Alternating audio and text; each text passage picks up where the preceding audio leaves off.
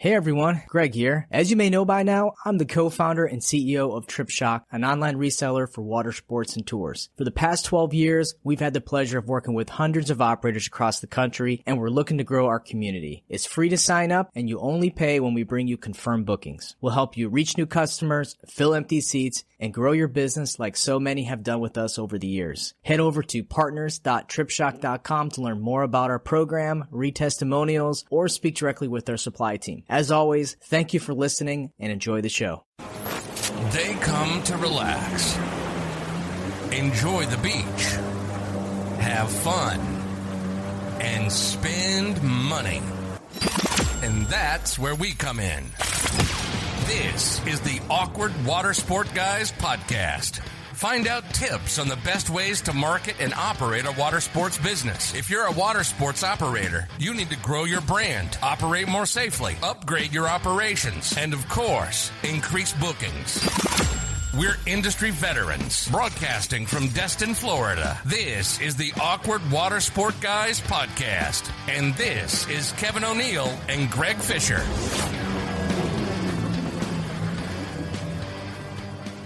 Welcome back to episode 25 of the Awkward Watersports Guy podcast. I'm here with my good buddy, Kevin O'Neill. Kevin, how you doing? What up, what up? Hey, listen, it's Awkward Water Sports Guys. Is it like a double plural? Is it Water Sports Guys? Like, one day I was looking at it and I was like, I feel like we've been saying this, like on our logo, it says something completely different than what we say. Like, I think we're screwing up our own brand, and we're preaching to people about how to be good brand ambassadors. I don't even know the difference between water sport, two words, water sport, plural, non-plural. I say it differently every single time, and sometimes I even spell it out differently. So I do too.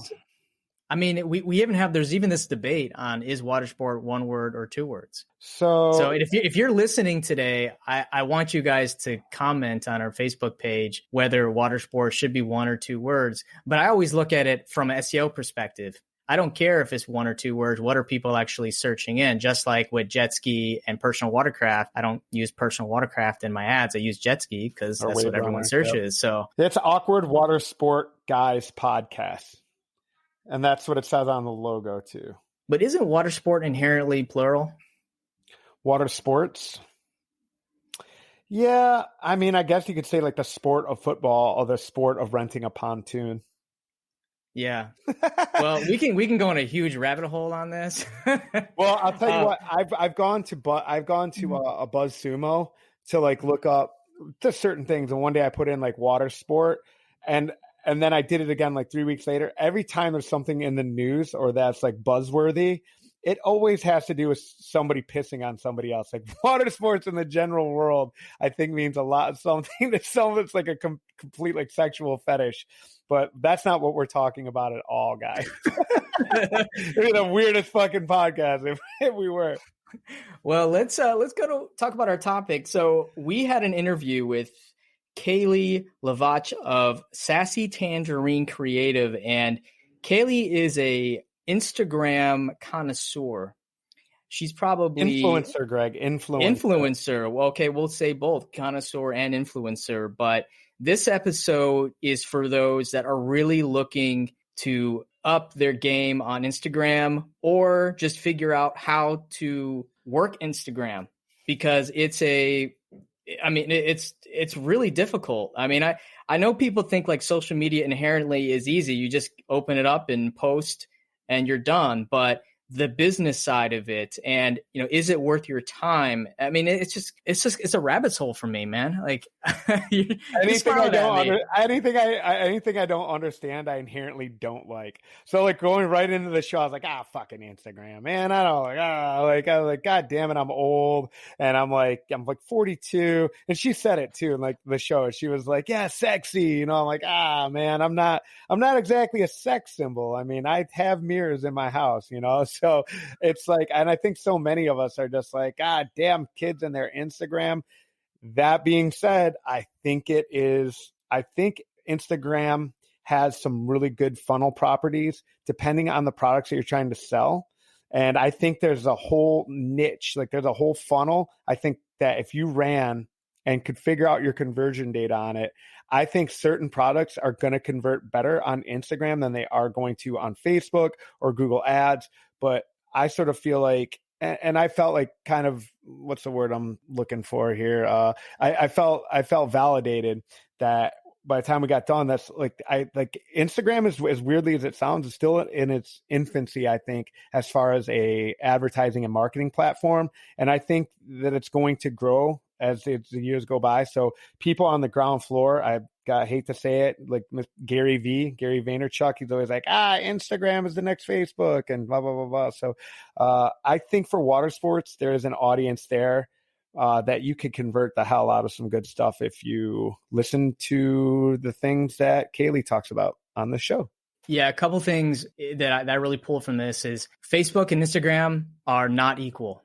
You have to have a different plan for each of them. They don't work the same way. I was really blown away how much manual work you have to do in order to really make Instagram successful. It's not just post a bunch of pretty pictures and they will all come. It goes so much deeper than that. And Kaylee really explains some really great tips. I mean, this is stuff that you won't read in a blog or find online. This is stuff from someone who's actually doing it. I think she said 6 to 8 hours a day and really has found a sweet formula for it. But I think that's kind of what I pulled most from it, is that this is a manual process. And if you do everything right and you stay consistent, you can be really successful. But I'm not going to spoil any more. Let's get right to the interview. Hey, let's learn about hash browns. All right, man. Let's get awkward. All right, guys. I'd like to welcome Kaylee Hlavac, CEO of Sassy Tangerine Creative. Welcome to the show, Kaylee. Hey, thanks for having me. Kaylee, take a moment to introduce yourself and tell us a little bit about your background and how you got into social media. Sure. So I got my start in 2007 when I purchased an existing video production company. That kind of took me through this road of weddings and learning how to do all that. And through the business ownership, people started seeing what I was doing with my own social media. Maybe 5 or 6 years down the road, Instagram had just come out and they approached me and said, hey, you're doing so well. I would love if you helped me with mine. And that's been a slow progression over the last probably 10 years of more and more people asking me to speak at conferences and help them figure out their own. And then eventually just fully taking over the social media and marketing for businesses. And so after relocating down here, because I was in Nebraska, I started a second video production company, and then again, the social media snowballed. So I manage about 15 businesses total, which equates to like 22 or 23 Instagram accounts, including all of my own. So I've also built To Do in Destin, which when I moved here was a way for me to share with other people all of our local events, businesses, things to do around town. And that sort of took on a mind of its own. And I think gave me some credibility with local businesses around here because they were also watching that channel, watching how fast it grew, and thought, I think this girl knows what she's talking about. And so that began my passion for Instagram and business. And here we are.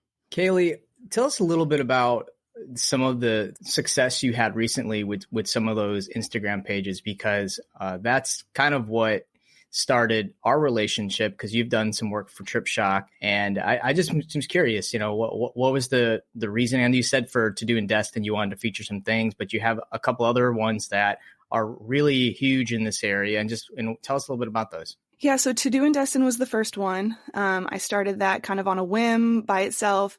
I actually didn't tell anybody that it was me for the first 2 years. I wanted to prove I could grow an account completely organically with no friends or family numbers from ground zero up. And I did that. We're at 30 some thousand on there. And then as I lived here, kind of figured out we're missing a few other niche accounts. And so I started a Destin, Florida fishing page, which is almost at 10,000. That one's just featuring catches, people's fish. And I do have some local charters that advertise on there.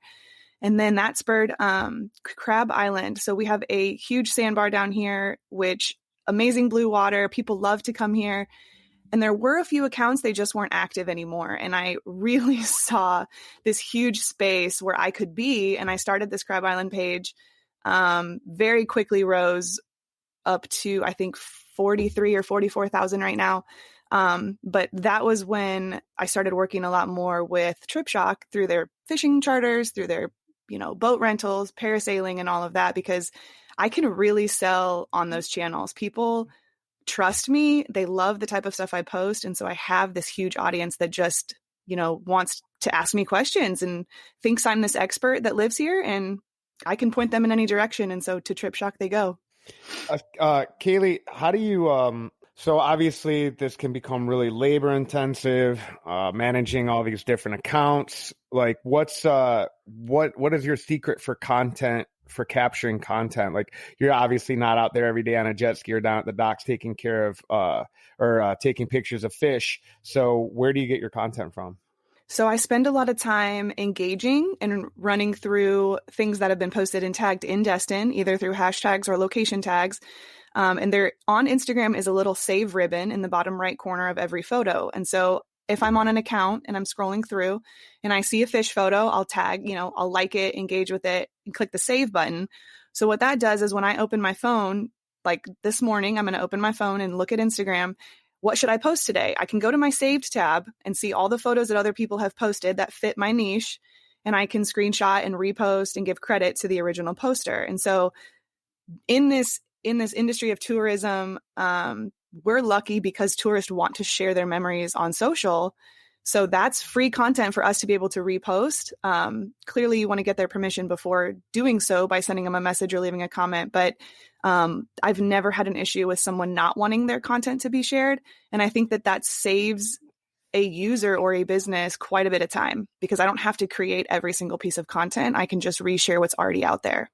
One of the reasons why we picked this topic is because we get so many people that don't necessarily understand what the value is of Instagram. Obviously, you post, people share, they like things, but really understanding the ROI. And this is something I personally have struggled with, being a larger brand.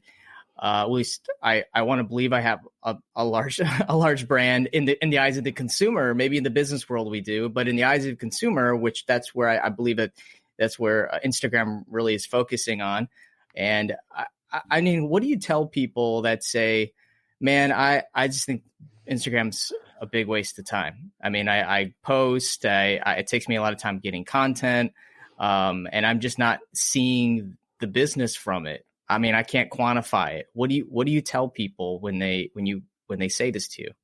I love this question because I'm a firm believer that Instagram is worth the time, and it can work for almost every single business out there, with the exception of probably a few non-sexy ones, that just make it more difficult for you to find your content. But overall, just having a strategy, and I guess changing the way you think about it, because it's not the same as Facebook.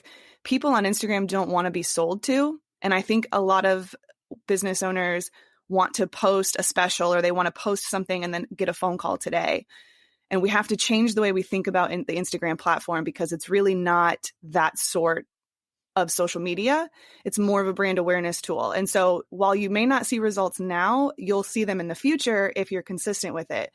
So, it's hard to know without seeing the business or talking to them specifically what they're doing, quote unquote, wrong. But it could be anything from, they're posting the wrong type of content, being too salesy. Maybe they need better captions. Maybe their bio is not built out, so people don't really fully understand what they do, so they can't buy from them. Maybe they're not engaging at all. There's a variety of things I think that people are missing if they feel like it's not working for them. But the biggest thing is probably just to change their mindset from a sales tool immediately to more brand awareness, where you're going to see the results in the future. Like right now, people's planning spring break and summer. I'm not going to see their business until summer, but they've started following and looking and planning right now. Let's talk about engagement, because you said some things in our pre-show that were really interesting of what you do to try to drive engagement on some of your pages. So walk us through, what are some of the things that Kaylee does? So being in such a tourist market, trying to gain traction locally is so much easier than doing something nationwide. So if your target market is local in your city, they want to come rent from you or book your service, it's really easy to target people while they're here. And you can do that through the location tag. That lives above your photo, underneath your handle. So there, it should be your name, your location, and then your photo. I will click that location. So Destin, Florida, Miramar Beach, all of the surrounding areas, and I will like and comment on the photos that are in this area specifically. So what that does is it puts my business name in front of a consumer who says, oh, to do in Destin, I'm in Destin, I wonder what that is. And they click on it. Now they're on my page. So I'm already halfway there because I've gotten them to my account. Once they see the value that I provide on my account, then they click the follow. So that's a great way that I've grown these accounts tremendously. And you can do the same thing through the Destin, Florida hashtag. There's quite a few of those. My To Do in Destin hashtag took on a life of its own, and there's a ton of photos on there to engage with. I try to do this regularly, really 10 minutes a day will do wonders for your account. The tourists will wake up in the morning and post their photos from yesterday, and you can engage with all of them just to get your name in front of them. I also look for large influencers, celebrities, people who are here and posting about, so maybe they went fishing or maybe they're at Crab Island, and I try to hijack that post. And what I mean is I'll go through the comments on those large posts. So if they have 100, 200, 300 comments, I'll scroll through those. I'll like the comments. I'll leave a reply to the comment. And that, again, puts my name right in front of more consumers. And then they're on my page saying, wow, I love Crab Island. Why am I not following this page? And I do that with fishing charters. I mean, you can get yourself in front of all these people, but that's how you make Instagram work for you, is by getting yourself in front of the audience. I'm always big about conversion data. So you mentioned two things that, like, to me, they're like, they don't juxtapose well. So you said sexy, and then you said fishing charters. So I think of, so I'm sorry, but I think of like a fat dude, like, man, I want to, me and my buddies want to go fishing. And they're like, A, they're not sexy. And two, those guys I just don't see on Instagram. Now, I mean, school me and correct me and show me where I'm missing this point here. But I just so I see different funnels on different platforms, and I see different funnels converting better on different platforms. So let's say that I think fishing charters is a fantastic thing. So if you're pushing like a bachelorette party, like I look at like Instagram as like, yeah, that's where I want to connect with those people. But I mean, fishing charters, are there men? And I mean guys that look like me, not guys that look like sexy Instagram models. But if I'm going charter fishing and I'm 42 years old, like, I don't know. So what's up on the chart? Tell me charter fishing. So basically what I'm saying is I'm just illustrating like something weird. You know what I mean? Yeah. Something that you wouldn't think is like going to convert really well if your target market is like, again, 40-year-old men. And I could be wrong on that. I'm not a charter fisherman. So no, for sure. So let's change the way that you think about that, just like Instagram. So you, as the fisherman, you and your buddies go out fishing. None of you use Instagram. You don't care about it. That doesn't mean that photos won't get posted. You have charter captains. You have first mates. You actually have a photo company at the dock waiting for you to get back and take these photos of you with your fish. So what I do is I go through every fishing charters as well as the Destin hashtag, but I'm looking for photos that are visually appealing.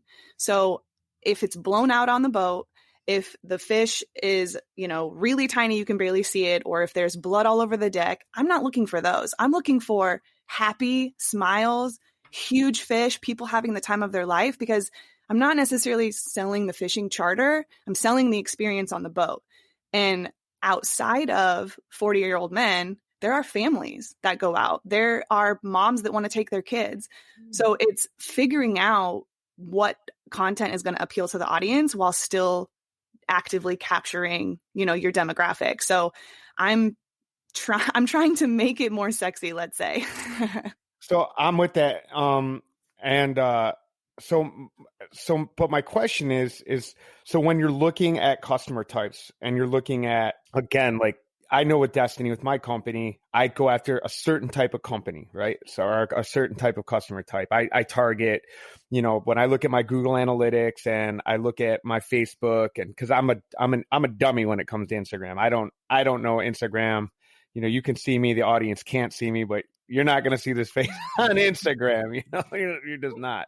But so I look at my customer type, and so is there any back end data to sort of like, other than seeing who's liking or commenting, like is there back end, is there analytics for Instagram where you can like actually put these customer types into silos and get that data on them, like who's looking at what, men, women, age, demographics like that? So if you have a business account, it does come with analytics, and it will tell you the demographic of those following you. So you're able to see, once you've converted them to a follower, if they're male, female, what their age range is, where they live, and it'll give you some of that. But as far as like who's on the platform or who you're targeting, you could do that through the ads, but not on your actual account back end, if that makes sense. No. It makes a ton of sense. And I mean, I think that there's enough data there. I mean, if you were to, and again, this is just me, like I'm just freestyling in my brain here, but so like realistically, you could probably create like multiple, like Greg, instead of just having like a Trip Shock Instagram account, you could probably have 10 different accounts then, correct? Like with all the different products as an OTA that you offer. Me as a rental, I could have like Destiny Kayaks, Destiny Paddleboard, Destiny whatever, and then you could see like the differences in those demographics who are liking and following on each one, correct? Correct. If you had the time and energy to put into 10 accounts versus one, you absolutely could. I think that's a good question. Kaylee, at what point does your company decide, let's say you had 5 locations and across 5 different cities. At what point do you say you need to consolidate the brand into one account or have 5 separate ones? Because I can see having separate ones, because some people might never go to the other locations, but at the same time they might. So, and then you got to think that 5 times the work having 5 accounts. So what do you typically do in those situations? I mean, this can go a number of different ways. I am a fan of different accounts for different locations if it's a completely different city. If it's like Destin and Miramar Beach where they are so close they could be the same city, not necessarily. But, if you're in North Carolina and in Florida and in Alabama, the reasoning being the demographic of those areas, it is so much easier to grow an account with a local following than it is to try to get them to cross borders. And I think Greg is experiencing that with the Trip Shock account. Having locations in so many different areas, it's hard for people to want to follow that. Because if I've never been to New Orleans, but you're posting, stuff from Bourbon Street and whatever, I don't have an interest in that, even though I'm in Destin and you're also here. So I can see the value in splitting them in that case.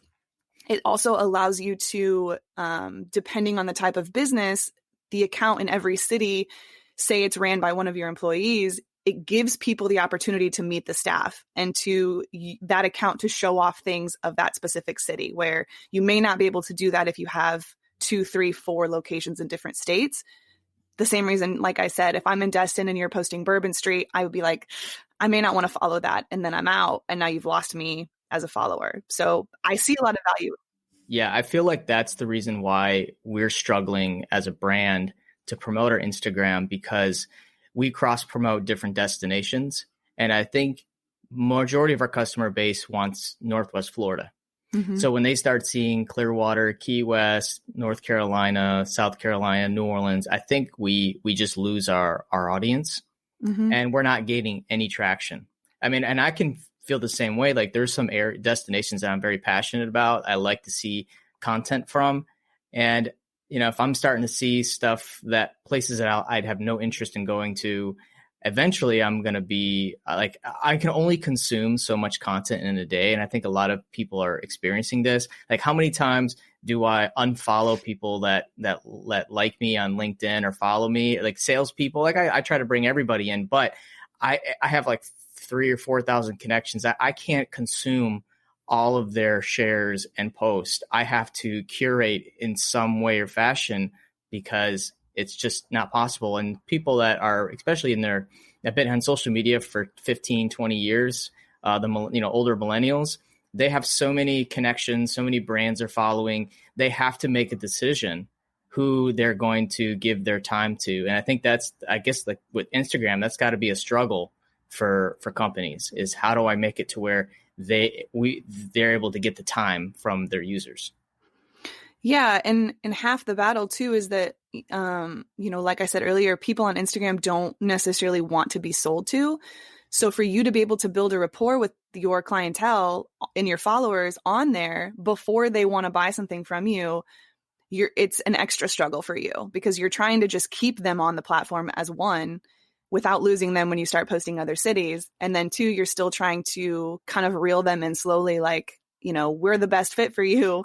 You're trying to do both. And I think it's such a struggle for, what you're trying to do in all these different markets. Mm-hmm. It feels like it's a huge numbers game with Instagram, and that I always feel like Instagram is really like a top of funnel type of like acquisition channel, brand recognition. So Kaylee, I man, it is so hard. Like I gotta like block your name because I want to look at that and call you Cali so bad. Like it's like I'm like it's driving me nuts. Like golly, man, why did Tupac have to go and make that damn song, huh? Tell me about it. It was Kaylee. Everybody knew that, and then Tupac comes along, and screws it up for everybody. Yep. Anywhere I can like segue Tupac into an interview, I love it. Like any chance I get. Like, have you learned Tupac's new album? Like I've been dead for like 20 years. Yeah. So I want to like kind of like take a turn here. So I know being in the business to business space that Instagram is notorious for having like just, man, I don't know. How do you separate what you do, which is, clearly you're like building an organic following and engaged audience from like the snake oil salesman, like, yo dog, let me blow up your Instagram page, like with fake, like buying likes and shit like that. And bots that follow and, having your brand get like attacked by all these like, hey buddy, good job, thumbs up, like all these like weird, like from Nigeria and shit. You know what I'm talking about, right? Yeah. Because I think everybody that's on Instagram has seen those before. Yeah. I focus a lot on the local area, like I said. So if I start seeing accounts that, have different languages, that don't live here, that, clearly aren't a real person, I'm trying to remove those right away, whether that be a comment, a follow, any sort of activity from them, they'll send messages to.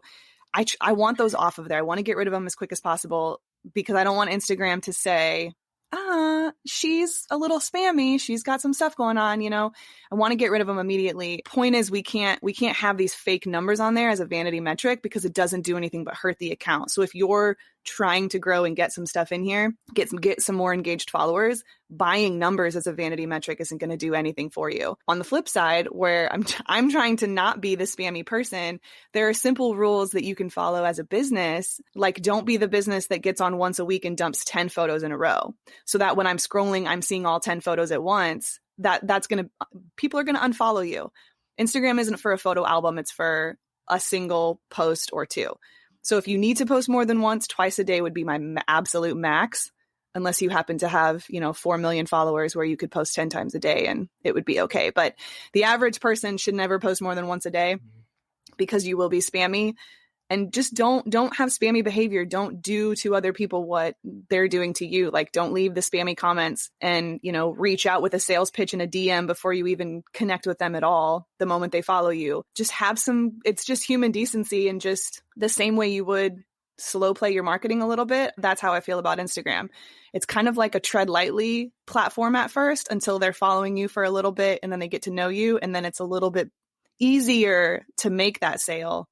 Maybe one post that's more salesy and then 5 or 6 that are just brand awareness. Check out our cool boat. Look at this family, parasailing, having a great time, that sort of stuff. So what's the non-sexy product for Instagram? You said that and it sparked a light bulb, like plumbing or garbage retrieval, roofers. I think insurance would be a tough sell. I've seen some really bad dental accounts like dentist.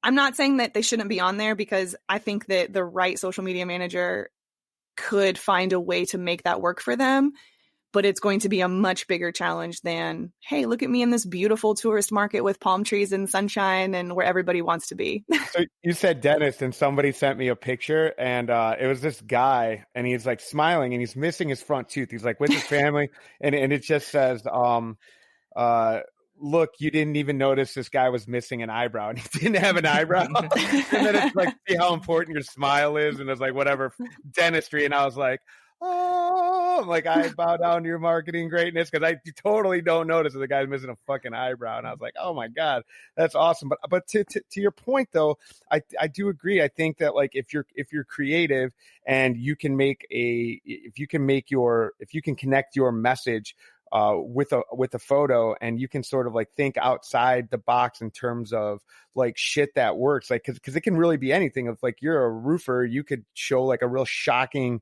hurricane picture, or I mean there's all sorts of ways you can engage people visually, and it can probably be anything. So I agree with you, what your onset, your statement about every business should be on Instagram and there's a place for every business on there. I completely agree with you, but I wanted to come to mind like what a nonsense. And when you said that, like sexy, and that's like, I think like this, and like my oldness is like what like makes me like, I get like oh, goddamn kids, get off my lawn. Like when I look at Instagram, get out of here with your bathing suits and your crab island. Leave me alone with your happy, youthful demeanor. I'm going to be old and not understand this. We had a listener question, and I'm going to give a shout out because he's been a really good listener, Luxa from Croatia. And he had a couple questions about reels and stories, but I'm going to focus more on his question about tagging and how do you get the most out of hashtagging? And where do you go to research them? So I'll start with the research one. If you use the search bar actually on Instagram, you can type in like your city and then see what else is populated after that. So it's very similar to Google when you start typing in the search bar and Google says, oh, is this what you're searching for? And it auto populates. You can look in the Instagram app and see what hashtags people are using. It will tell you how many posts are attached to that hashtag. And that's probably my favorite way to do it. I'll also go back to those bigger accounts, large influencers or large local followings. A lot of times your news network and things like that have them. And I will look and see what hashtags they're using, try to add some of those, work those in. As far as getting the most out of that strategy, there's a lot of theories around this and a lot of talk, but what personally works for me, I like to keep it around 15 to 20 hashtags. And I really find that local ones work best for me. So like hashtag city state, so hashtag Destin, Florida, and then the variations of that. So hashtag Destin FL, hashtag Destin, mine, hashtag to do in Destin. I like to use ones that have between 5,000 and 100,000 posts attached to it. If you are hashtagging things like, hashtag boat ride or hashtag coffee, and they have 4.2 million posts attached to that, what that means is that your post gets posted, and then within seconds, it's so far down the line that no one will ever see it from that hashtag. So if you find ones that are attached to photos, 5,000, 10,000, 50,000, when you post your photo, it's going to live up on the top of that feed for probably a couple weeks, at least in the first few scrolls, letting more people find you that way. So I think a lot of people miss it because they start hashtagging these very broad words, hashtag I love water, like water sports, things that just are way too broad that no one would click on. You want to try to be more localized because that's where your audience is. That's also a part of telling Instagram, like, hey, this is where my business is. I'm using this location tag. I'm using these hashtags. Show my account to people in this area because this is where I'm at. So I got a follow-up question to that. Now, when you hashtag, I noticed that there is you can view everyone that has posted with that hashtag, and then you can see the top post. Mm-hmm. And my guess is that for some of your bigger Instagram accounts, you're probably in the top post every time you hashtag, which is great because you get a lot more exposure. But most of us are going to live in the recently, which is probably not getting, I think, as many eyeballs, or am I wrong? So I guess, when you're a newer account, would you suggest going after the ones you're more likely to be on a top post? Or do you say to continue using that strategy for the 5,000 to 100,000 and you might just hit that right virality with your posts where you're going to be put in there? So how do you advise? I think that the photos that live in the top post, it is pulled based on likes and comments, but it's also pulled based on how big the actual account is. So most of us are all going to live in that recents tab. I have noticed now more with reels and video stuff that more and more people are getting in that top tab that I wouldn't have necessarily thought previously would.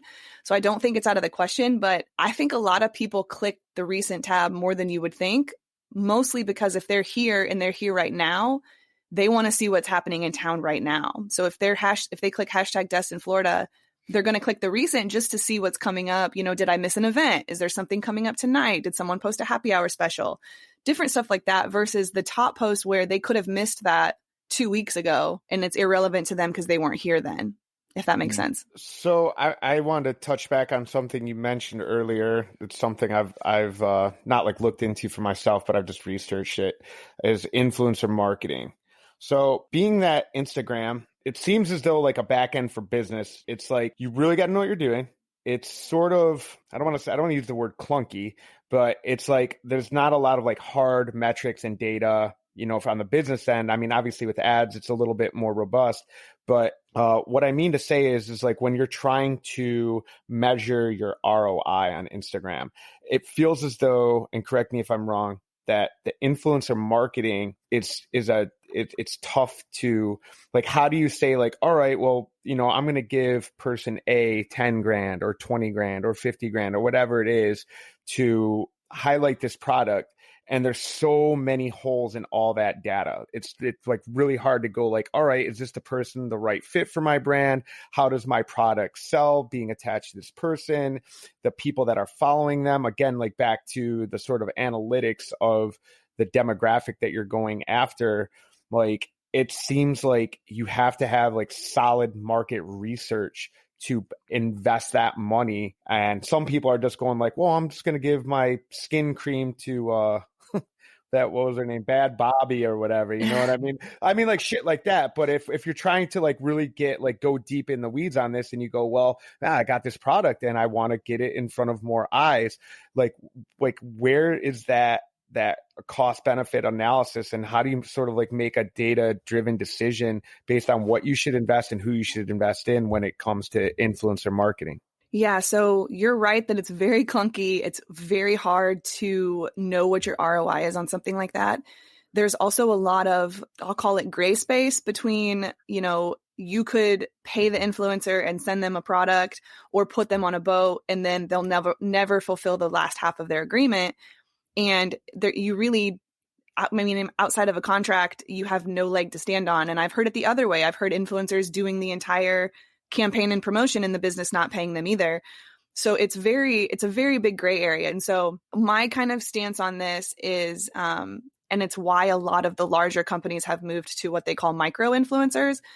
So if someone has 300,000 followers and you're trying to book in your city or your market, they wouldn't be a good fit from my point of view because their followers are spread out all over the country, could be all over the world.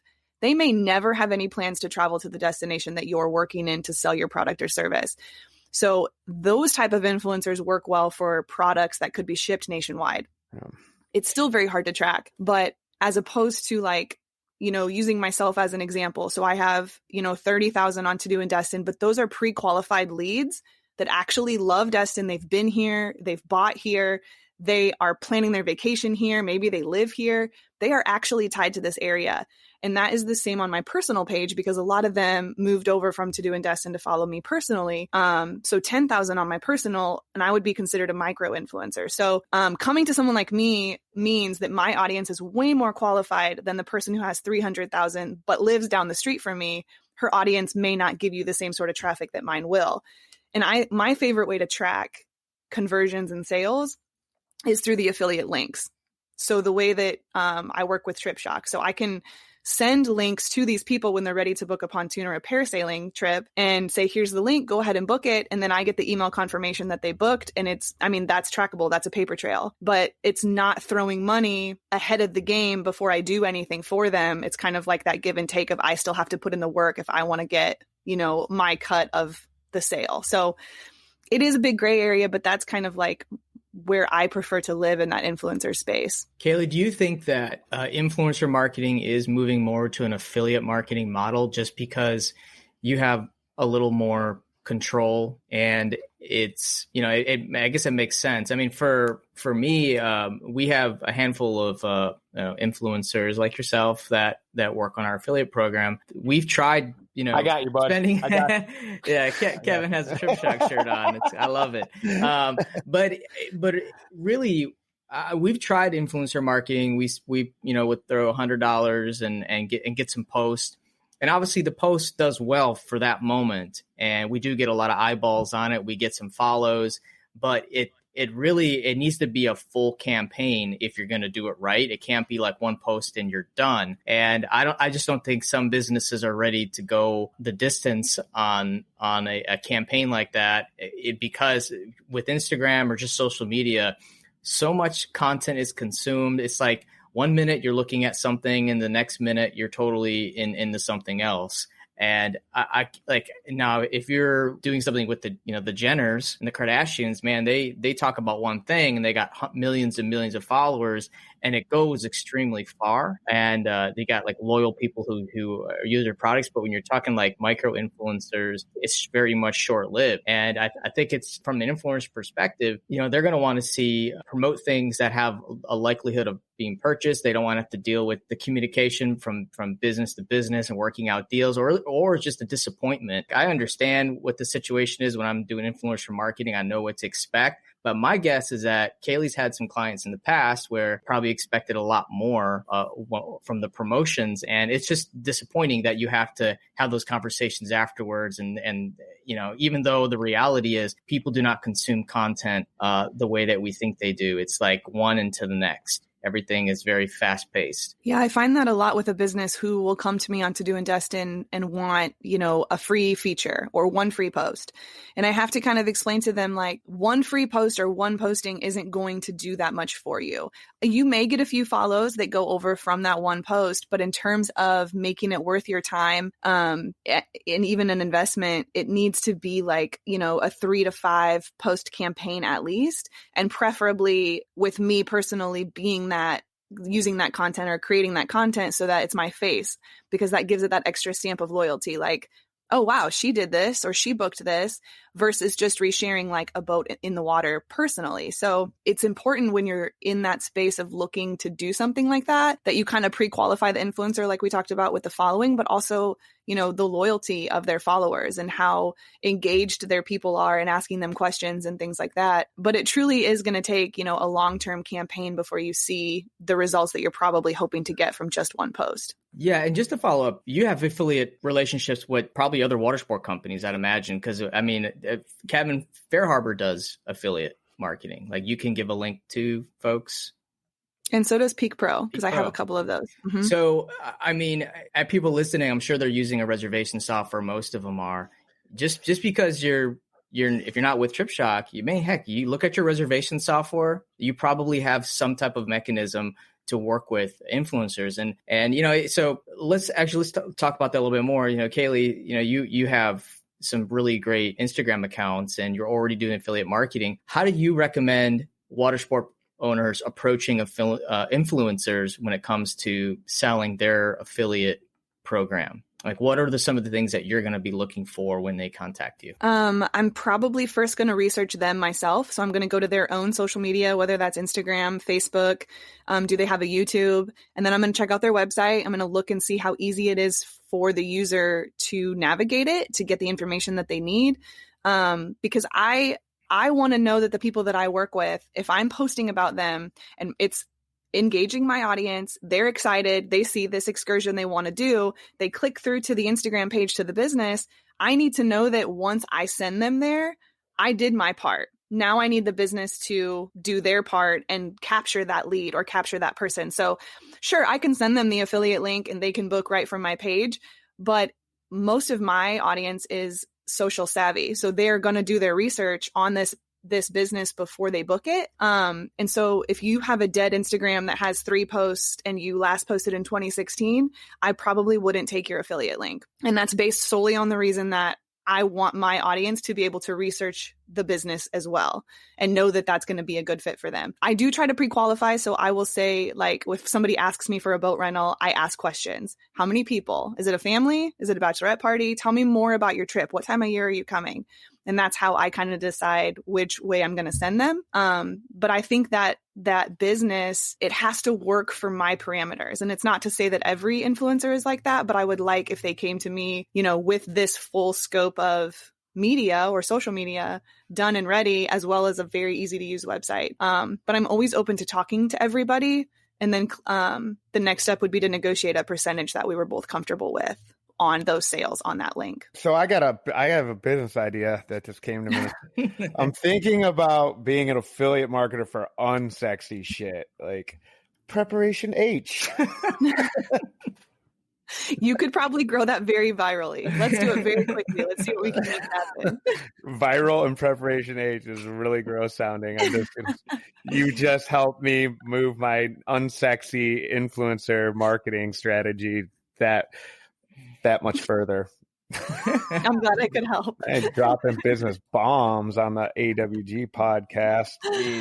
Kaylee, in the pre-show, we talked about, what are the qualities that make up a great social media manager? Like, if you're going to hire companies like yourself, like, what are some of like the few things that you're like, okay, we know that this person's going to do a good job for us because of X? So I'm going to start this by saying there are a very good percentage of social media managers who just want to take your check and post every day or a couple times a week and then never do anything else for you. And that would be my last choice of outsourcing it, because a true social media manager who understands the platform, they're going to ask you for a plan and a strategy. I want to know what your goals are through social. Are you trying to grow to 10,000 followers? Is that really your ultimate goal? Are you trying to get people in your door? Are you trying to sell more of a specific item? Talk to me about what you're needing social media for and how you feel about it, because I want to be able to take what you said about your business and create or find content that directly represents that goal and that product or service. So the good ones are going to ask you for more of a strategy and kind of get to know you on a deeper level before they take on your account. And also I would want to see other accounts they've worked on. I'd want to like look at the type of visuals they were posting and how the account looks. And I would want to know their average growth per month, because if you have accounts growing by 500 every month, maybe those are fake followers.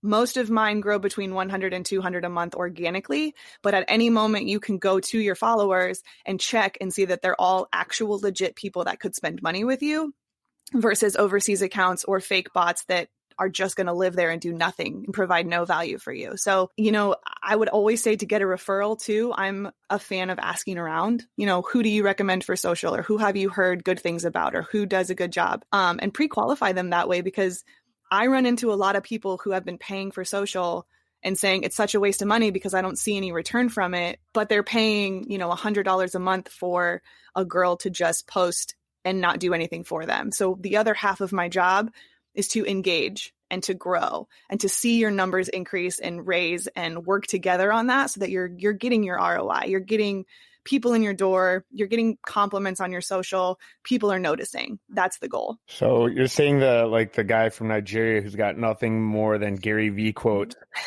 is a bad choice for my social. I'm popping bottles, yo. Sure. Give it a shot. Throw some money at it. See what happens. So you're saying Fiverr is not the place to go to get a social media manager? No, it's probably not. And the other thing too is that, hiring somebody in Indiana to manage your social in sunny Florida, sure, it could be done, but they don't know the market. They don't know who to connect with and engage with. I spend a lot of time connecting my clients to other local businesses. We discuss events and we partner on things and we try to grow back and forth because we share the same demographic. Like I'm just confused when people hire companies in LA or Indiana or New York and they don't know anything about Florida. They're posting it's a bright sunny day and it's raining outside. Like there needs to be some local connection. That's my personal feeling. Wait, hold on. I'm sorry. I just got a comment on the most bizarre trifecta. New York, LA, Indiana. Indiana.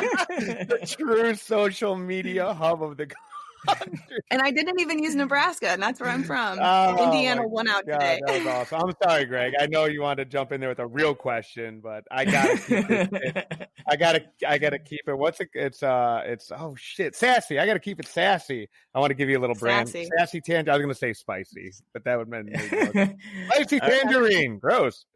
Yeah. So we're gonna wrap it up here in a moment, but I do have one question that just kind of escaped me from earlier. Is there any argument to sending messages to users on Instagram and saying, hey, I noticed you follow X page, I think you might really like my content, like a personalized message? I know we're talking like manual work, but it sounds to me like you're going to need to do some manual work anyways when it comes to Instagram. But is there an argument to that strategy to gain followers?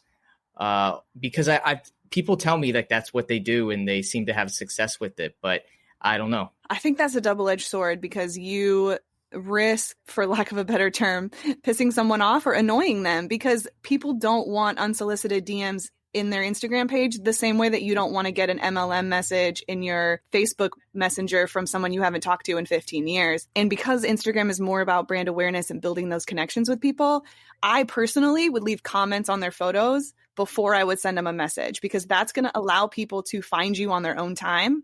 So, Trip Shot commented, I've never heard of them. And they're going to click through to see your page. And at that point, they'll decide if they want to follow you or not. And you could still leave a comment a few more times. And then, you may hook them on the third time. It's that, we need to be repeat exposure for marketing. I need to touch you 7 times or whatever the stat is these days, because we're 7,000 ad messages, every 10 minutes. But I'm not a fan of that aggressive, quote unquote, sort of marketing. I would prefer a comment on my post so that I could check you out at my leisure more than a DM. Stop sliding up into people's DMs, bro. It's super cringe. That was my research before we did this show. I was like, what do millennials say? Super cringe. Super cringe. Sliding up in the DMs. That was like feel weird. Like when I see that little fucking paper plane or whatever, and somebody sent me a message via Instagram, I'm instantly like, oh, fucking what third world country is this guy? And it's like somebody, like, it's weird. It seems like almost like fax jokes, like what people do that shit, you know what I mean? Like send you like a weird thing and like Instagram. Like I guess I'm like crossing this like Rubicon of sorts where I'm starting to see like when you talk about Instagram and we talk about like top of funnel, I mean, immediately start like putting it as like, oh, that's like sort of like a billboard. Or when we talk about we had one episode, we talk about like rat card flyers. So I start like taking like everything almost sometimes in the 21st century feels like it just has like a repackaged, like, oh, we've already sort of been doing this, like television commercials and radio, like everything in the 21st century has been like repurposed now. And I don't know. It's kind of weird. I feel like, don't you guys remember like email jokes? And then like back in the day, people like, there was like texting jokes. Like when people like text me memes, I'm like, bro, what are you, 80 fucking years old, man? Why don't you have a fax machine that you could possibly send this to me from? Like, I don't know. Anytime I see like a message in my DMs on Instagram, I'm like, what's this fucking bullshit? Speak to my ornery old man. Sorry. No. So Kaylee, I just want to thank you again for coming on the show and talking to us about Instagram. I personally learn so much every time I talk with you, and I'm sure all our listeners are going to learn a lot too. So tell us a little bit about how folks can reach you if they have any questions, or even if they maybe want to hire you. Yeah, you can jump on my website. So I just launched that. It's sassytangerine.com. That has a scope of my services, things I can offer. There's a contact form and an email on there too. Or you can find me on social, look up To Do in Destin and see what I'm doing over there. Maybe you'll find some tips and tricks just based on the type of content or the captions. But I would love to connect with you. You can, send me an email, Kaylee at Sassy Tangerine. It's CALI. Thank you, Tupac. But yeah, I'm happy to chat, even answer questions. And I do also do like a one-on-one consult. So if you need a deep dive into your social media or your Instagram and really, want me to give you some advice and kind of turn that around, but let you still handle it, that's kind of my favorite thing to do, is the teaching and educating and helping people get better at their own social. I love how when I asked the question on our Facebook page for just people to submit questions for the show, one person submits his phone number and says, I need you to call me to talk about my social. And I'm just like, okay, well, great. God, I saw that shit. I almost deleted it, dude. I didn't want to like hate on your sales game. Like, call this motherfucker and then let me erase this. Well, I mean, he could have just asked like all the questions and we could have talked to him. But anyways, yeah, I just thought it was funny. But you might be getting a client right there. You gave me getting two, because I realized the value of tool, and I clearly am fucking way disconnected from that shit. You know what I mean? I'm so anti fucking Instagram. Not against it, but I just mean not like gosh, so much. Like I'm gonna hit you. I'm gonna slide up in your DMs, girl. On that one-on-one. Okay, I'll be watching. One-on-one consult game. All right. Kaylee, thanks again for coming on the show. And as always, everybody, keep it awkward.